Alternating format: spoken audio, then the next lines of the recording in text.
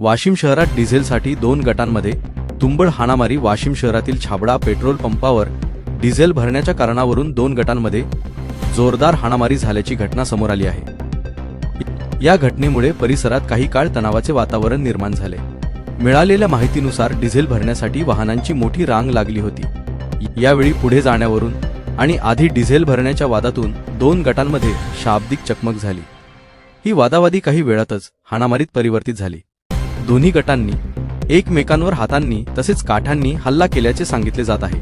या मारामारीत काही जण किरकोळ जखमी झाले असून त्यांना जवळच्या रुग्णालयात उपचारासाठी दाखल करण्यात आले।